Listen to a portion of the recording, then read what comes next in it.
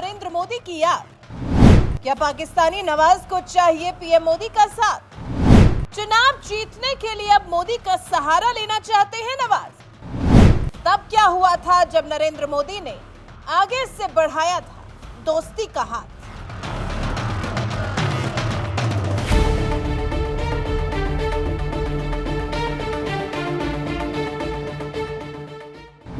नवाज शरीफ नाम तो सुना ही होगा।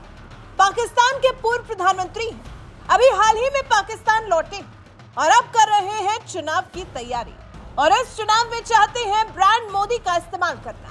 जी, जिस ब्रांड मोदी से पूरी दुनिया अचंभित है, पूरी दुनिया जिस तरह से मोदी मैजिक की दीवानी है, पाकिस्तान में भी जिस तरह से भारत के पीएम के प्रति दीवानगी है, इसी बात का फायदा उठाकर लगता है नवाज शरीफ पाकिस्तान का चुनाव जीतना चाहते हैं।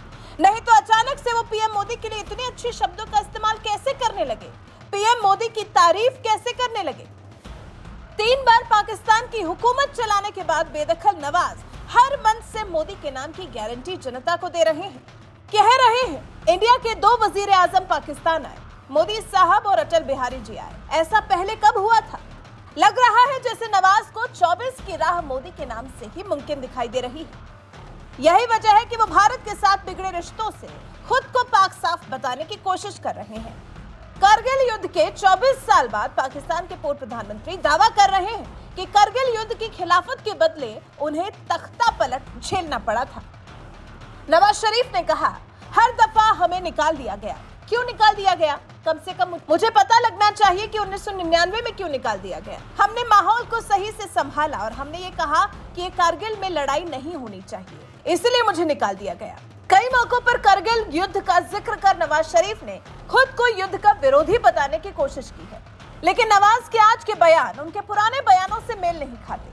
तभी तो लगता है जैसे दुनिया में मोदी की धाक देख, मोदी के नाम की दुनिया भर में चमक देख अब भारत और नरेंद्र मोदी के लिए अपने सुर बदल रहे हैं पाकिस्तान के पूर्व प्रधानमंत्री।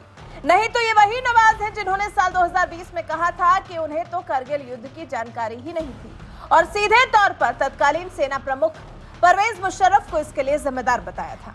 वही अभी शनिवार को कह रहे हैं कि उन्हें युद्ध के बारे में जानकारी थी और उन्होंने विरोध किया था, इसलिए उन्हें पद से हाथ धोना पड़ा था। अब नवाज शरीफ कोशिश चाहे कितनी ही कर लें, अपने स्टेटमेंट पर चाहे टिके रहें या फिर उसे बार बार बदल ले, भारत समझ गया है कि पाकिस्तान से कैसे डील करना है। भारत अब पाकिस्तान की रग रग से वाकिफ हो गया है। पीएम मोदी ने भारत की सत्ता को संभालने के बाद इन्हीं नवाज शरीफ के शासनकाल में पाकिस्तान से संबंध सुधारने की एक अदद कोशिश की थी।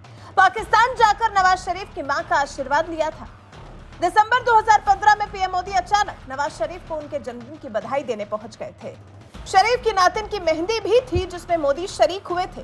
करीब 1.5 घंटे की बातचीत भी हुई थी दोनों नेताओं के बीच में। लेकिन उसके बाद भी जब बार बार पाकिस्तान ने भारत की पीठ में खंजर उतारने का काम किया तो फिर भारत ने अच्छाई करने से खुद को रोक लिया और फिर पाकिस्तान को उसी की भाषा में जवाब दिया।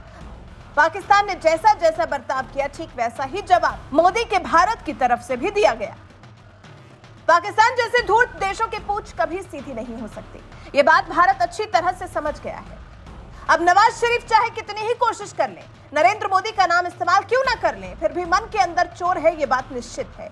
ये सिर्फ अपने फायदे के लिए नवाज शरीफ भारत से अच्छे संबंधों की बात कर रहे हैं।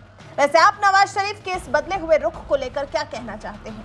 कमेंट कर हमें अपनी राय जरूर बताएं। साथ ही हमारे चैनल को सब्सक्राइब कर बेल आइकन दबाना बिल्कुल ना भूलें।